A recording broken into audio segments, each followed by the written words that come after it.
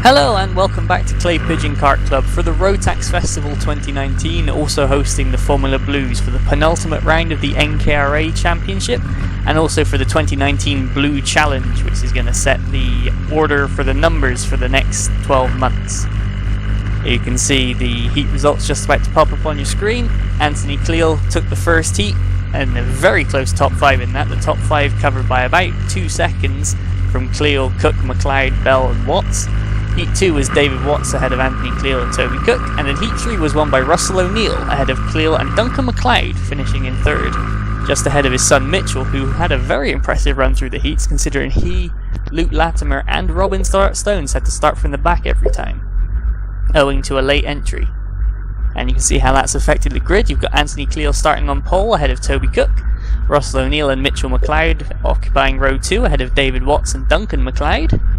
Michael Bell ahead of Robin Stones on tiebreak for 7th and 8th, and then the two Shones, Sarita ahead of Ron, rounding out the top 10, ahead of Luke Latimer, and David Good, Hannah McLeod, Kevin O'Neill, David Waldron and Paul Alexander are going to be rounding out our starters. A non-start from Rob Mortimer today, unfortunately. You can see the NKRA Championships, 5 rounds, best 4 of 5 to count, lowest score wins. You can see Anthony Cleal currently holds the lead by only 4 points, so a very slim margin. Duncan McLeod could easily make that up, ahead of Taylor Waldron and Ben Pearson and David Watts.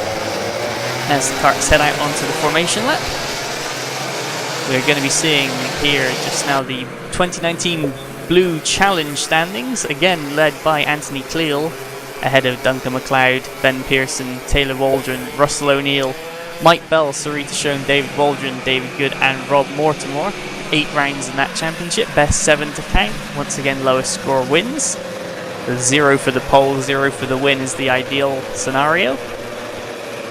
See Paul Alexander making his way around to join the back of the grid, as we are going to go racing this time by Caitlin. Indeed, thank you Mike. You can see there we've got Anthony Cleal at the head of the field. He's going to lead us away on this rolling start. He's the driver with the black helmet alongside the very yellow Ayrton Senna type helmet of Toby Cook in 2nd place. Behind them Russell O'Neill and Mitchell McLeod as we get the green flag flying. And we're underway here with the Formula Blue kart, 10 minutes plus 1 lap, and it's going to be Anthony Cleal who leads into turn 1, consoles his lead, and someone's gone around her at the back. That's Ron Shone moving slowly, and off as well has gone Robin Stoddart Stone. So 2 cars struggling at the back there, and they're lucky that with a grid this impressively large, they didn't collect more people as well. But whatever the case, we continue on our way around the backside of the circuit. It's Cleal leading from Cook, and then I think O'Neill, although the order is going to update at the end of this lap, Mike.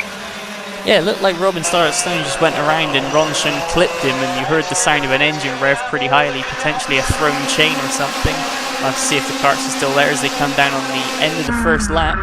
On board with David Watts looking at the back of Mitchell McLeod, but that Ron Shun kart on the infield I think is causing Billy's Blind to be under yellow flag for the time being, so no overtaking into turn 1, which is going to be up the inside big. There goes David Watts. He's made the jump on Mitchell McLeod and gets the move done up into 4th position there, so that's a good move from David Watts, and he is on the charge right from the start of this race. Sorry for interrupting you there Mike, but yeah, a good opportunistic move up the inside upon hairpin for David Watts. And as we come to the end of another lap, Cook is having a look to the outside of Cleal. Couldn't quite keep it on the inside for Billy's Blind. That would be a very, very tough place to actually make a manoeuvre. It's been done, but it's unlikely. Another driver who was hampered at the start there was Mike Bell, who dropped to the back. Not entirely sure what happened to Michael there, but he is now running in 15th position. He started right the way up in 7th. That's a big drop from him. Yeah, a big misfire in the 3rd heat that caused him to pull off, so it could be a legacy of that. One thing you were saying about opportunistic moves when Dave Watts passed Mitchell McLeod was that Duncan McLeod also followed him through. So Duncan McLeod up to 5th and Mitchell McLeod back battling with Luke Latimer over 6th place. Indeed, so the 2 McLeods swapping places, or should I say 2 of the McLeods, as we also have Hannah McLeod running in 9th position in this race. A real family affair for that. that group there, the McLeod clan, I suppose you could say.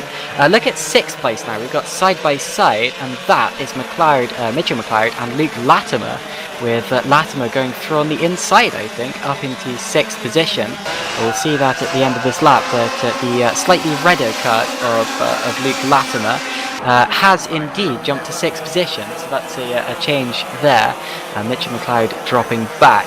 Sarita Schoen also not too far behind them either, so she may well actually look at this. Toby Cook up the inside of Cleel, and Cleel gets the switch back and cuts straight back through the number 1 back to P1. Very nearly lost it there, but managed to keep it somehow. I was sure that Toby Cook was going to go through there. Yeah, it's a corner where if you just go in a little bit too deep into the hairpin, you can really get compromised on the exit, and that's what happened to Cook. He just went too deep, but the intent is there. But Russell O'Neill's got to be thinking, can I get both of these guys at some point? Now look at the top 5 really starting to break away from the rest of the field. It's Cleel followed by Cook. Can Cook go for another move? Not into the hand hairpin, so he doesn't do that 2 laps in a row. And then following him we have Russell O'Neill, David Watts and Duncan McLeod, the top 5. And then of course there's a bit of it. Oh, and that's Ron Schoen getting out of the way there, going over the grass, just to get out of the way of the leaders after his spin at the start of the race. And side by side further back there, that's David Good losing a position to, I think, Paul Alexander. Yes, it was Ron Schoen just staying out of the way, trying to limp the cart back to the pits, but that does mean Billy's blind is no longer under yellow flag, so drivers are going to be seeing opportunities now into turn 1. We're on board now with David Watts following the top 3 that are so close you can throw a blanket over. Watts has caught these guys up and is going to try and look at the inside of Russell O'Neill. Watts is getting a better drive out of the hairpin, running more teeth to give a better acceleration but potentially lower top speed, so I'll have to see if O'Neill can get him back down the straight. And at that point, of course, O'Neill's in a tough position because he wants to turn in, but there's a car on his inside, so on his inside, so he can't physically do that. He could, but it would be very, very expensive, and he wouldn't be very popular for it. But of course, they both got through there cleanly, and David Watts is up into 3rd position. Out of hands hairpin for another time of asking, and Cook is absolutely all over the backside of Cleel. Looking left, looking right, doing the hokey cokey almost, and staying right behind him, just waiting for an opportunity or even a mistake from Cleel. Cleel needs to make sure that he keeps it clean, because he's got a Toby Cook less than 0.2 of a second behind him. That really is how close it is there. Not even a cigarette paper between them. As you can see, as we jump back to David Watts, Toby Cook looking to the inside again. He's going to go to the inside, he hits the curb, but Cleel there, his cutback got blocked by David Watts looking at the inside, so Toby Cook into the lead, makes the move stick this time on Anthony Cleel, and has that shown David Watts the way through. And it looks to me as if Cleel's going wide again, and up the inside comes David Watts. Cleel gets the better run, but that was almost Cleel losing yet another position. And as we come to the end of the lap, it's now Cook from Cleel, then Watts, O'Neill and McLeod. On that last lap, Duncan McLeod nearly 0.6 quicker than all the other guys in the top 5. That's just how quick that he was catching up as they were battling, and there you can see McLeod already on the back of Russell O'Neill and looking to go like what Dave Watts did, but Russell O'Neill's going to hang on around the outside. So the benefit of being a bit lighter is you can carry a bit more speed through and take a tighter line through buttons than any of the heavier drivers, and defend around the outside through the horseshoe. It's not over yet though. Look at this. Cleel pulling back some time on that last lap, pulling back 1/10 of a second, and he needs to. It's attack or be attacked, because he's got these 3 other drivers directly behind him, hungry like a pack of wolves, like a school of piranha. And as we head into hands hairpin again, that gap still looks close. Maybe not quite 1/10. It's probably about 0.2. So yeah, massive difference. But whatever the case. We come towards the end of another lap, and actually it looks to me as if Watts may be lining up Cleel here. I don't think Dave Watts has the straight line speed that some of the other guys have, but he's definitely got the poke out of the corners, so Dave Watts probably going to be looking to do most of his overtaking through turns rather than going down the long straights, whereas both sides of him, Russell O'Neill and Anthony Cleel, both very fast on the straights today. And again as we head through. Oh, look at that. That's a dive for 4th position. McLeod taking a look to the inside of O'Neill. It's opportunistic though. Maybe just hoping he could force O'Neill into the position that O'Neill was in earlier, where he couldn't turn in because he had a cart in his inside, but couldn't quite get far enough alongside him. And there they all go past the ailing cart of Michael Bell, who's dropping back, and that's a bit of a shame. Look at David Watts there, taking a look at Cleo, going up towards the chicane, and now towards Hans Hairpin. You can see Cleo just pulling over to the right-hand side of the road to say, no way, you're getting through here on the inside, Mr. David. And indeed, he keeps the position for the time being. Less than 1/10 of a second separated him and Toby Cook at the end of that last lap. And that just shows you how on this race still is. And in fact, here he goes, close to the inside of Cook, through Billy's blind, and he's made it stick. And also look at 4th place, that's swapped McLeod up the inside of O'Neill and has gone through. But what a manoeuvre there from both of those guys, especially Cleo for the lead of the race. Very, very brave, and Cook would not have expected anything like that to occur this late on in the race, or at all for that matter. Yeah, it's a place where you don't necessarily see the moves made. It's the first kink of the straight, not the second one, like where Duncan McLeod made the move on Russell O'Neill. That's more where you expect it, and it clearly caught Cook out as he was trying to defend it. But here we go again. Is Cook going to try the same move back? Cleo covers it. Yeah, he saw it coming, he covered it off, and Cook tried to startle him there by going to the inside of the next corner as well. But you see that he's going to have to be a little bit more creative than that, a little bit more committed if he's going to get back past Anthony Cleo. Out of Hans Hairpin, and Cleo is covering it off right when he needs to, but when he doesn't need to cover it off, he doesn't, and that's the important part, because you lose so much time by battling. And I've seen kart drivers in the past trying to defend wildly positions that they really don't need to defend, and Cleo doesn't do that. He's an experienced driver, and through goes Toby Cook right as I say that, but he's overshot it. He's gone wide, and through on the inside as well goes Watts, and Cook's almost on the grass. Cook's losing all kinds of momentum. Through goes Duncan McLeod, and through as well, very nearly, goes Russell O'Neill.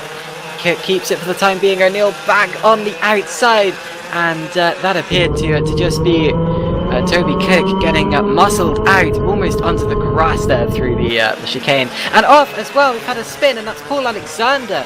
Who was he racing with there, Mike? Yeah, that looked like a very guilty looking David Waldron's driving away from the scene. Alexander's rear bumper bent up, indicating he's probably been hit from behind. But yeah, Toby Cook just found himself in the wrong place at the wrong time, and then became a victim of the traditional kart racing freight train as Duncan McLeod just swept through and took Cleo's place in the top 3.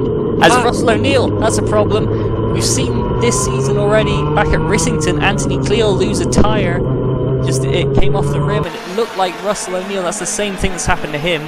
Through goes Luke Latimer, and Russell O'Neill definitely struggling now in all right-hand corners. That's a huge shame. We're going on to the final lap of the race as well, so it happens so late on, and he will just be cursing it, saying, why couldn't you hold on for just 1.5 more laps? We'd have got to the end of the race. But you see there, is that him still continuing despite his blown out tyre? Whatever the case, Luke Latimer now is up into 5th position. Also on that last lap, 2 of the McLeod swapped. Hannah got up to 8th ahead of Mitchell. Whatever the case, we come to the end of the race now. Cleo's just got 2 more corners to go in that black number 1. Our championship leader in both categories, Anthony Cleo, comes around the final corner and wins here at Clay Pigeon.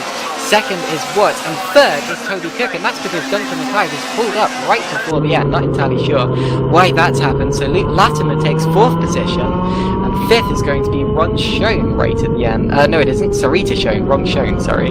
Russell O'Neill is 6th position, followed by Hannah McLeod, David Waldron, Ron Schoen. And then it's Paul Alexander, Duncan McLeod, Mitchell McLeod, David Waldron, Michael Bell. Ron Schoen actually dropped to 15th position, and I think that's due to a penalty, Mike. No, Ron was actually, he limped it back to the pits you saw from the first lap, but Rob Mortimer with the DNS. Luke Latimer was actually disqualified for coming in underweight, as well as a 1-lap penalty for David Waldron due to the contact, I believe, with Paul Alexander has changed the results around slightly. But here you can see what it's done to the championship standings. Anthony Cleo retains the lead from Duncan McLeod and Ben Pearson. Russell O'Neill jumps ahead of Taylor Waldron for 4th and 5th. Mike Bell stays ahead of Sarita Schoen, and you can see what it's done in the NKRA standings. Anthony Cleal again holds the lead from Duncan McLeod. This time David Watts up to 3rd ahead of Ben Pearson, Taylor Waldron, Toby Cook into 6th ahead of Russell O'Neill, Mitchell McLeod, Sarita Schoen, and Mike Bell round out the top 10 in that. You can see there Anthony Cleal and David Watts shaking hands after the race. You can see the lead in the subcategories, the Blue Master, Veteran, both being led by Anthony Cleal, ahead of Duncan McLeod in both instances, but Russell O'Neill in 3rd in the Masters, David Waldron in 3rd in the Veterans. David Good just cements his lead in the Blue Legends ahead of Ron Schoen and Kevin O'Neill, and Duncan McLeod holds on to the lead in the top weights from Ben Pearson. You can see the Tabor customer standings for the cart and engines being supplied and maintained by Tabor Karting. Russell O'Neill leads that ahead of Sarita Schoen and Anthony Cleal.